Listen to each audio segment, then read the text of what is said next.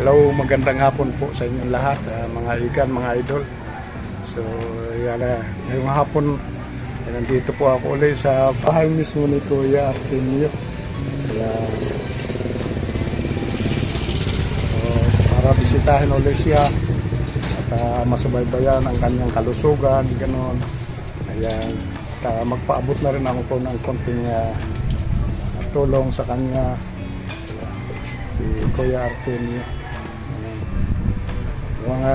Kami merienda lang, Kuya. Kami merienda mo lang.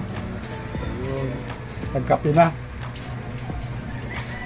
Saka si Nanay Elizabeth. Papalay pa sila ng oras kasi ito si Nanay Elizabeth. Naglalako ng balot.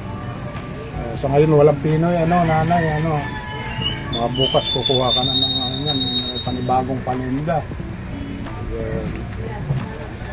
Kung makahanap ng Yun po. Pangbili. Yun ay nagbabaka sakali si Nanay sa pampuhunan man lang ng kanyang paninda. So yan po.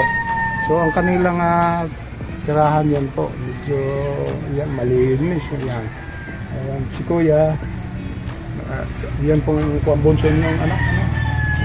Bunso ba siya? Bunso? So, Ilan bang anak niyo, Nanay? tatlong lalaki. Puro lalaki. Meron kaming Anak na babae? anak na babae. May pamilya na rin po ito. Saan po nakatira yung anak niyong babae? Sa Palanati. Kamalapit. Dito sa may papuntang Paumbong, papuntang Paumbong yun, Kamalapit. Ilang taon na po yung anak ng babae? 20. Ilan ang anak po nito? Isa lang. Isa pa lang. Anong pangalan nito, Nanay? Anong pangalan niya? Sino yung babae? Ara. Ayan. So, shout out po dyan kay Ate Ara. Nandito po sila Nanay Elizabeth saka si Kuya Florante. Yan. Pinukumusta ko para sa kanilang kalusugan na rin. Masubaybayan. Kaya si Kuya Florante.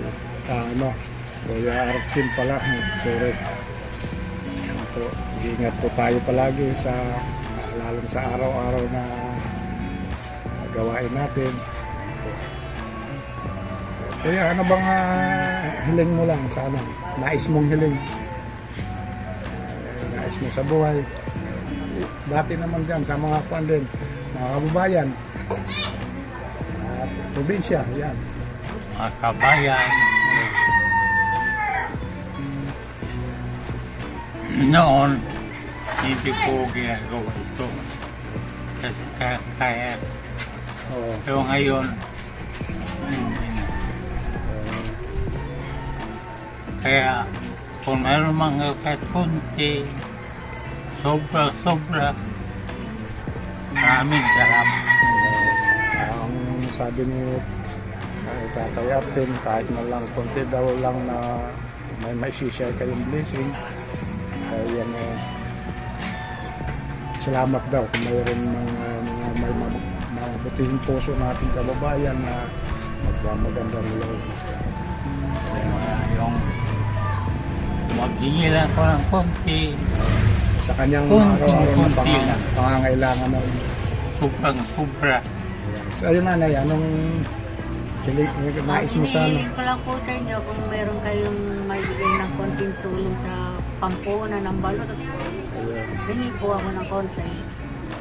Dahil wala na po akong pampunan, ako lang pong naghahanap buhay.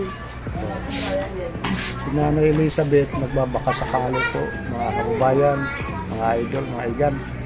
Baka daw mayroon tayong butihing puso dyan na mga kapwa Pilipino na pwedeng makapag-share sa kanilang makapag-share ng blessing sa kanilang pamilya. Yan. Kahit na lang konti daw, pampuhunan na rin po sa balot nito. Yan po ang balot ni Nanay Elizabeth. Yan po, matanda na po sa labas. Yan. 70 years. Yan. Yan nakalagay sa anong tawag dyan sa tulak-tulak na yan.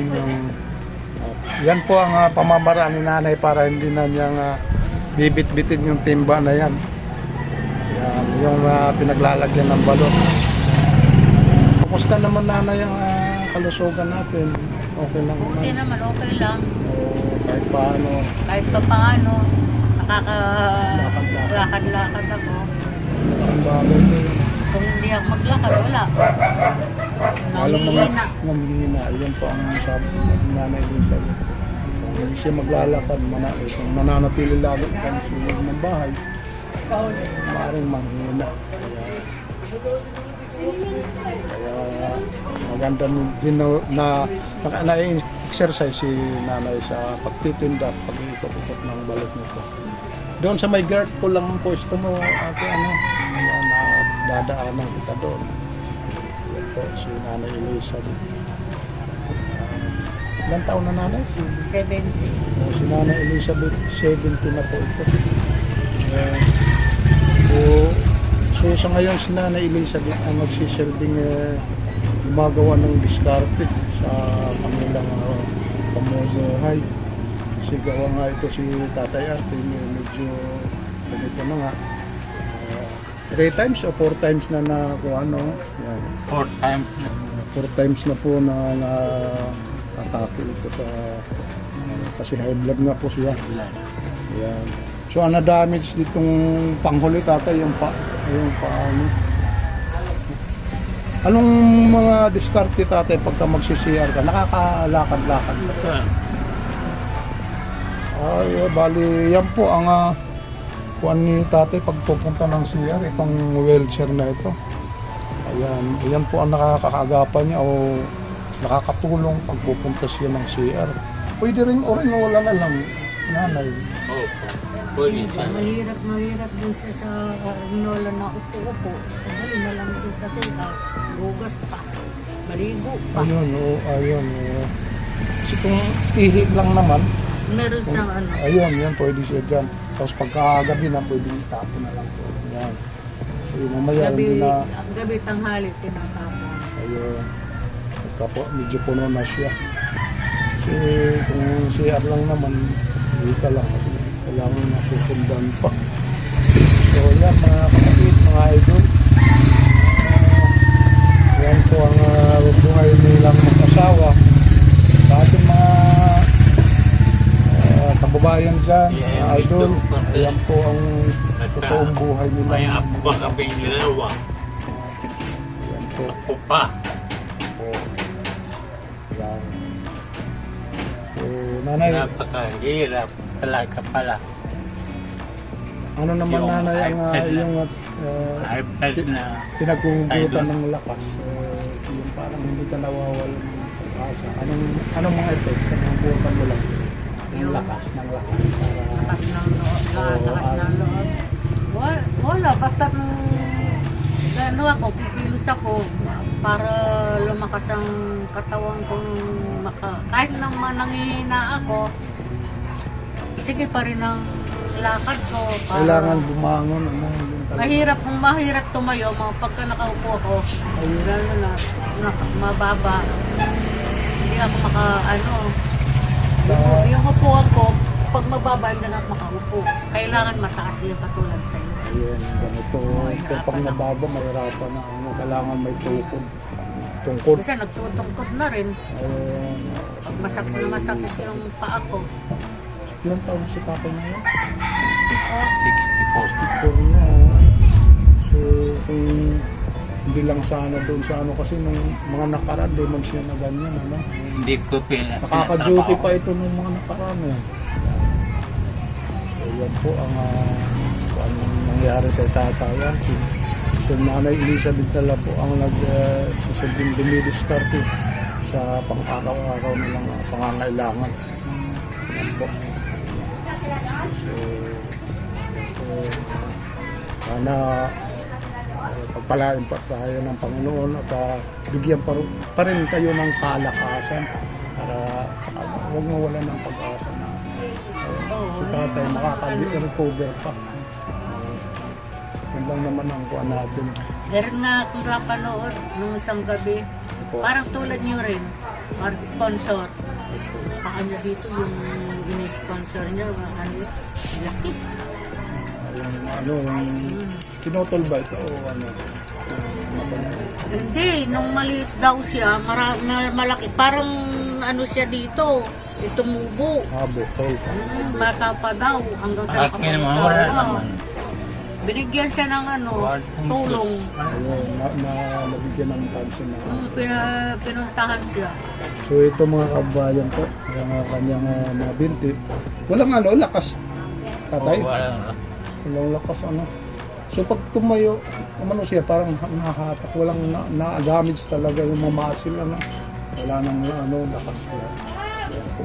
Kahit Yun ako ganyan ako, yun ang, ano, hirapan akong tumayo. Dinadaing ni Tatay Artemio yung kanyang mga Lahit na ang binti. kanya. Walang ano. Yan. Oo, wala nang ang kuwan. Wala nang kuwan. Pero ito, mayroon pa ano mula dito sa hanggang saan po yung wala lakas? Hanggang dito, hanggang Talaga wala. pero ang katawan mo, okay pa. Salamat pa rin tayo kahit paano. Ganun na lang mga kabayan, idol. Sa mga kapatid natin, gusto mag-share, tulong sa pamilyang ito, yan po. Paki-visit na lang po sa aking Facebook page.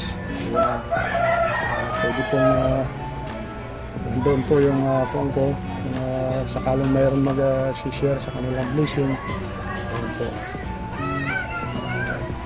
At maraming salamat na rin po sa mga taga-subaybay ko, mga viewers, subscriber po. At kung bago ka lang po na subscriber, yung kaligtaan mag-like and share and subscribe na rin po sa aking channel, Kuya Romeo Vlog. God bless na rin po sa inyo lahat at sana pagpalain po tayo ng Panginoon. Maraming salamat po sa inyo. Mabuhay po kayo ang God bless po. Thank you.